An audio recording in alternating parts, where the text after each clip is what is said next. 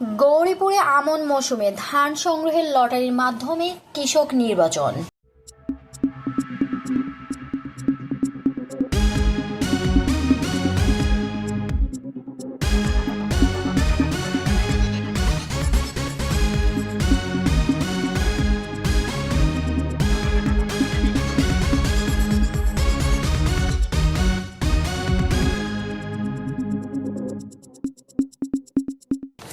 আবুল কালাম আজাদ, ময়মনসিংহ জেলা প্রতিনিধি।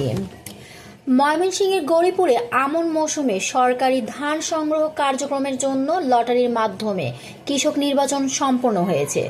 বৃহস্পতিবার 20 নভেম্বর সকাল 11টায় উপজেলা নির্বাহী অফিসারের কার্যালয়ে এই লটারির অনুষ্ঠানের আয়োজন করা হয়। উপজেলা বিএনপির সদস্য সচিব হাফিজ মোহাম্মদ আজিজুল হকের উপস্থিতিতে অনুষ্ঠানে সভাপতিত্ব করেন উপজেলা নির্বাহী কর্মকর্তা ইউএনএ মিস আফিয়া আমিন পাপ্পা। উপস্থিত ছিলেন উপজেলা খাদ্য কর্মকর্তা মোহাম্মদ উবাইদুর রানা, উপজেলা ভারপ্রাপ্ত কর্মকর্তা বোরহান উদ্দিন, পৌর বিএনপির আহ্বায়ক আলী আকবর আনিস, সাংবাদিক ঐক্য ফোরামের সভাপতি শাহজাহান কবির হীরাসহ স্থানীয় গণ্যমান্য ব্যক্তিবর্গ ও বিভিন্ন মিডিয়ার সাংবাদিকবৃন্দ।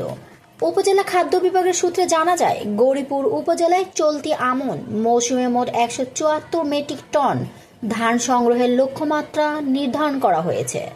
এজন্য লটারিতে উপজেলার 1294 জন কৃষক অংশগ্রহণ করেন।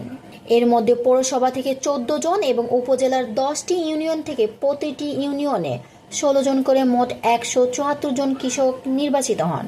স্বচ্ছতা ও জবাবদিহিতা নিশ্চিত করতে কৃষক নির্বাচন প্রক্রিয়ায় লটারির মাধ্যমে সম্পন্ন করা হয়েছে। এতে অংশগ্রহণকারী কৃষকরা সন্তোষ প্রকাশ করেন। উপজেলা প্রশাসন জানায়, নির্বাচিত কৃষকদের কাছ থেকে সরকার নির্ধারিত মূল্যে ধান সংগ্রহের কাজ শুরু করবে। বিদেশে ক্যারিয়ার গড়ার স্বপ্ন এখন আর দূরের নয়। অস্ট্রেলিয়া, ডেনমার্ক এবং নিউজিল্যান্ডের জব ভিসায় কাজের সুযোগ আপনার অপেক্ষায়। 2025 সালে ডেনমার্ক সরকারের নতুন নীতিমালা জব ভিসা প্রক্রিয়াকে করেছে আরও সহজ এবং দ্রুত। এখানে কর্মসূচিতে রয়েছে হোটেল, রেস্টুরেন্ট, এগ্রিকালচার এবং প্যাকেজিং ফ্যাক্টরি। বেতন প্রতি মাসে 3 থেকে 3.5 লক্ষ টাকা। ওভারটাইম বেতনে 1.5 গুণ। সময় লাগবে 3 থেকে 4 মাস। সাথে থাকছে চুক্তি নবায়নের নিশ্চয়তা। তাহলে আর দেরি কেন? আজই যোগাযোগ করুন আমাদের অভিজ্ঞ টিমের সাথে। আপনার বিদেশে ক্যারিয়ার গড়ার যাত্রা শুরু হোক এখান থেকে।